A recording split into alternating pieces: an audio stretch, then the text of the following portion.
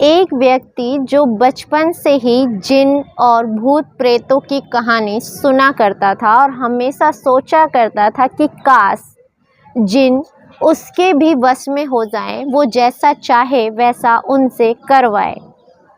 क्योंकि उसने आज तक सुना था कि जो जिन होते हैं वो सारी फरमाइशें पूरी कर देते हैं, धन दौलत या फिर आप जो चाहें उनसे करवा सकते हैं। ऐसी ही ख्वाहिश लेकर ये बड़ा हो जाता है और जब बड़ा हो जाता है तो अचानक से एक व्यक्ति जो तांत्रिक होता है वो उसे ऐसी तंत्र मंत्र की विद्या सिखाता है कि अगर तुम ऐसा करते हो तो ऐसा करने के बाद सच में तुम जिन्नों को अपने वश में कर लोगे। किसी भी व्यक्ति की रूह को यानी उसकी आत्मा को आप अपने वश में कर लोगे और अपना जो चाहे काम उनसे करवा सकोगे।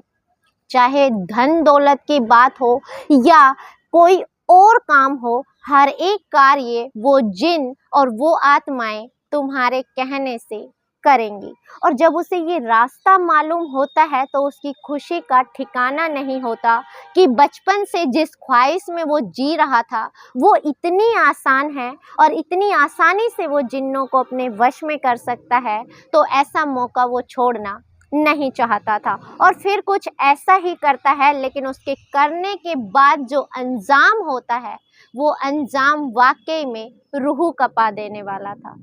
नमस्कार, मैं ज्योति गौड़ और आज की जो कहानी मैं आपको सुनाने जा रही हूँ ये एक सच्ची कहानी है मध्य प्रदेश के खंडवा की।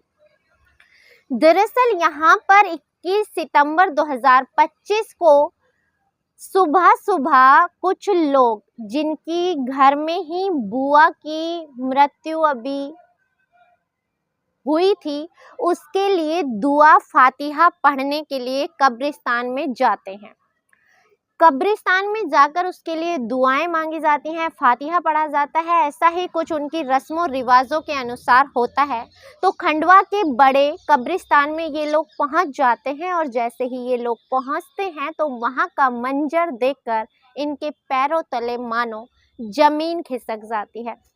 दरअसल इस महिला की, जिसकी उम्र लगभग 70 वर्ष थी, इसकी महिला की कब्र को दफन करके ये लोग जब गए थे, उसके बाद जब आज देखा तो उसके पैरों के पास से पूरी कब्र खुदी हुई थी। ऐसा लग रहा था जैसे कब्र के रास्ते यानी पैरों के रास्ते से कोई कब्र के अंदर गया है। पहले देखने पर बड़ा अजीब सा मामला लगा। उन्हें लगा कहीं किसी जंगली जानवर ने तो इसे खोद नहीं दिया और जाकर के कब्र में पड़ी लाश को अपना शिकार तो नहीं बना लिया। तभी अचानक से उन्हें याद आता है कि जब इस लाश को दफन करके वो लोग गए थे, उसी रोज उसी समय एक व्यक्ति की लाश और उन्हीं के बगल में दफनाई गई थी। थोड़ी सी दूर जाकर जब उस कब्र को देखा जाता है तो उस कब्र का भी बिल्कुल वही हाल था। पैरों के पास से जमीन खुदी हुई थी और ऐसा लग रहा था कि कब्र के अंदर किसी ने तो प्रवेश किया है।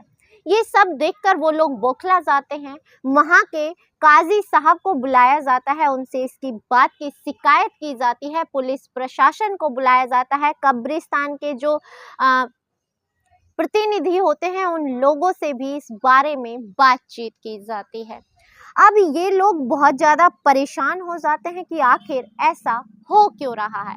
दरअसल ऐसा ही मामला 17 मई और 19 मई को खंडवा और सिहाड़ा के कब्रिस्तान में भी हुआ था। लेकिन वो छोटे कब्रिस्तान है, वहाँ पर भी बिल्कुल ऐसी ही अवस्था में कब्र को खोदा गया था। कब्र के पैरों के रास्ते से उस कब्र के अंदर जाया गया था। बिल्कुल ऐसा का ऐसा मामला ही पहले भी सामने आ चुका था। इस बात को लेकर वहाँ के लोगों में रोष था, आक्रोश था और होना भी चाहिए। ये एक शर्मनाक हरकत है कि मरने के बाद भी क्या लाशें कब्र में भी सुरक्षित नहीं हैं?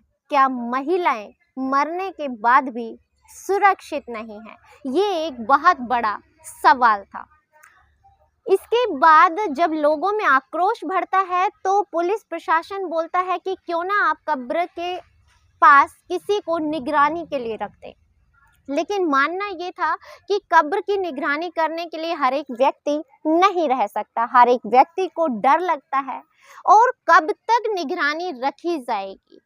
कोई भी व्यक्ति 24 घंटे तो वहाँ पर रह नहीं सकता।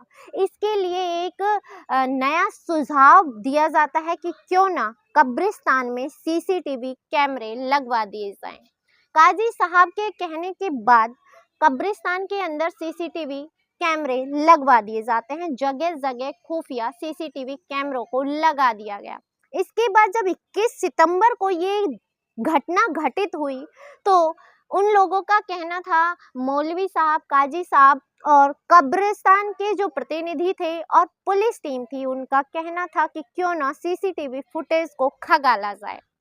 जब जाकर के सीसीटीवी फुटेज खंगाले जाते हैं तो एक अजीब सा दृश्य सामने आता है कि उसमें दिन के वक्त एक संदिग्ध सा व्यक्ति वहां पर खड़ा हुआ दिखाई दे रहा है।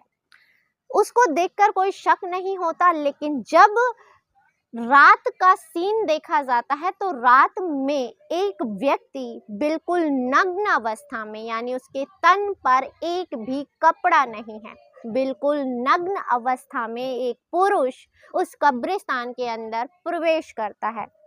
प्रवेश करने के बाद उसकी नज़र एक कैमरे पर पहुंचती है और वह जैसे ही कैमरे को देखता है, कब्र से कपड़ा उठाता है और उस कैमरे को ढक देता है। दरअसल उसे लगा कि यहाँ पर सिर्फ एक ही कैमरा है, उसे उसने ढक दिया, जबकि ये सारी हरकतें दूसरे कैमरे में कैद हो गई थी। उसके बाद वो व्यक्ति कब्र को पैरों तले से खोदता है। खोदने के बाद उस कब्र के अंदर चला जाता है, लेकिन वहां ज्यादा देर रुकता नहीं है। दरअसल वो एक पुरुष की लाश थी। उसमें से वो कुछ ही समय में, यानी कुछ ही मिनटों में वापस आ जाता है।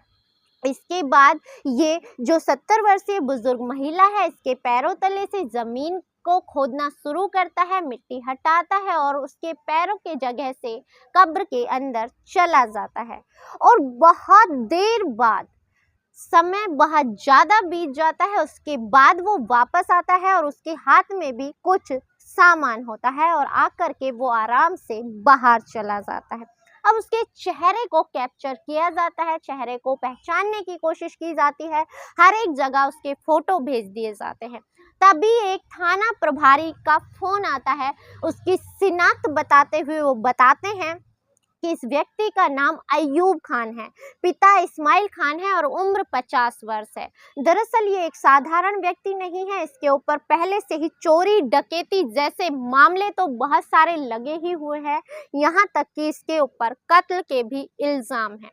और दरअसल अभी कुछ रोज पहले ही ये आजीवन कारावास की सजा काट करके बाहर आया है।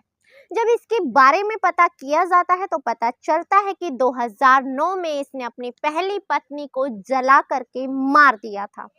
उसके बाद सन 2011 में इसने अपनी पत्नी को कुएं में धकेल दिया और उसे तब तक डूबने दिया जब तक उसकी सांसें नहीं थम गई। लेकिन यहीं पर उसके परिवारजनों ने उसके ऊपर शिकायत दर्ज करी और उससे इस वजह से कत्ल के इल्जाम में आजीवन कारावास की सजा मिली। उसके बाद लोगों को पता चला कि इसने पहली पत्नी की भी जला करके हत्या की थी।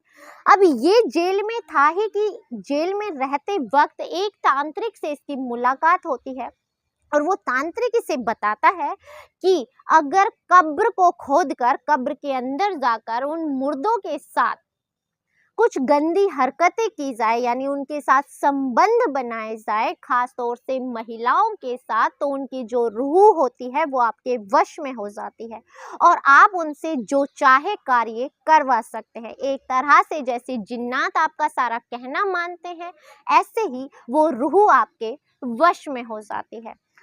और खुशकिस्मती की बात ये थी कि उसके 4 से 5 रोज बाद ही उससे आजीवन कारावास से रिहाई मिल जाती है, यानी 15 मई 2025 को ही वो वहां से रिहा हो जाता है। रिहा होने के बाद वो अपने घर परिवार वालों से नहीं मिलता, बल्कि 17 मई को ही इस घटना को अंजाम देता है।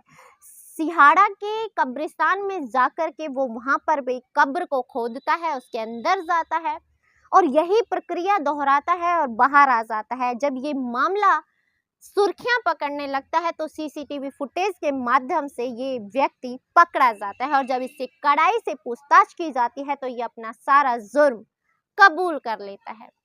इस पूरे घटनाक्रम को सुनाने का उद्देश्य आपको दुखी करना, परेशान करना या आपकी भावनाओं को ठेस पहुंचाना नहीं है, बल्कि आपको सचेत करना है, जागृत करना है कि बचपन में सुनी हुई हर कहानी सच नहीं होती। यानी हमने जो सुना है, जिसके बारे में हमने समझा है, वो चीज़ें सिर्फ काल्पनिक हो सकती हैं। ऐसी कोई चीज़ें नहीं हैं कि हम रूह को अपने वश में कर लें या जिन आएंगे आपकी मदद करेंगे, ऐसा कभी होता होगा, लेकिन आज के टाइम में ये सिर्फ एक अंधविश्वास है। इनके चलते अगर आप ऐसा कोई घिनौना कृत्य करते हैं तो ये सिर्फ आपके लिए शर्मनाक हरकत हो सकती है। इसी के साथ इजाज़त दीजिए, मिलते हैं अगली किसी सच्ची कहानी के साथ। तब तक अपना ख्याल रखें, स्वस्थ रहें, सुरक्षित रहें। जय हिंद, जय भारत।